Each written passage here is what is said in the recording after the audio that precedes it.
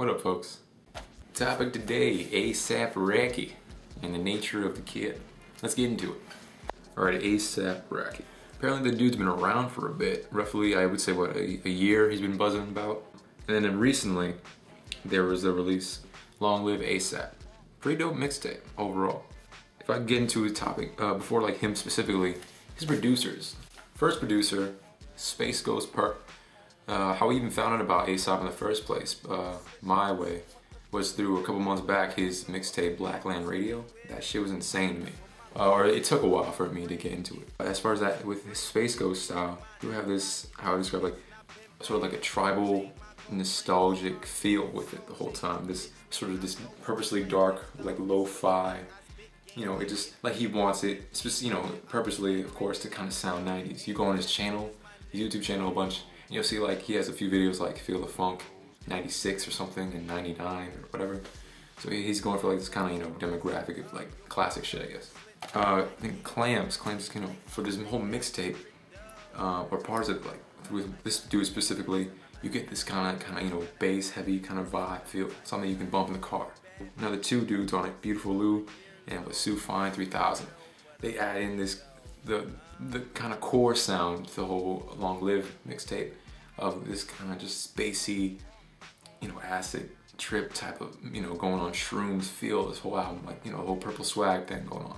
And this all meshes up to what ultimately, like, you get from everyone talking about him being kind of the most pronounced at the moment internet rap dude, of just having this threshold of everybody, kind of this mix, you know, he has a southern flow.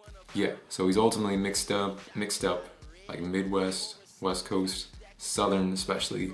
Even on the thing on iTunes it says Trill Wave, whatever that may be, it's his style. So what does this all come back to ultimately? The lyricism. Granted, dude's got the swag and is definitely the prettiest motherfucker on his tape in his own saying. Maybe, I guess, where it took me a while to get down to it was just, you know, lyrical prowess. Dude's young. A lot of these cats are nowadays. Of course, you expect a certain level of just kind of, you know, going for something that's being said. Ultimately, though, it's just like a party shit, as usual. And what gets me to that is he, at the moment, like I said, he's the example of the kind of internet rap kids that are going on now, where it's going to be less about a coast and more about just what you are ultimately into altogether. You're this kind of collage rappers we're going to have more and more.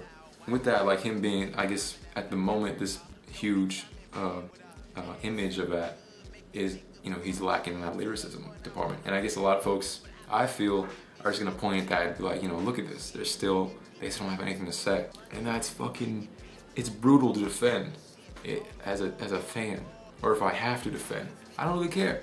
The fan I am, I love everything about this genre, this whole culture.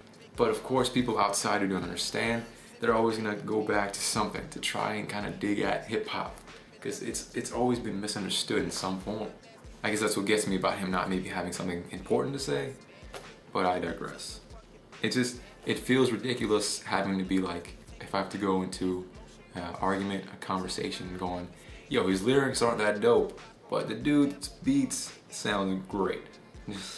His lyrics aren't all that quality, but the music is on point overall. It's been like that for so many years, and almost feels like, it's like, fuck. The overall consensus though is this dude's dope. And if we just look at it like that, the kid's dope, and the kids are alright. So with that I say, long live A$AP, for real.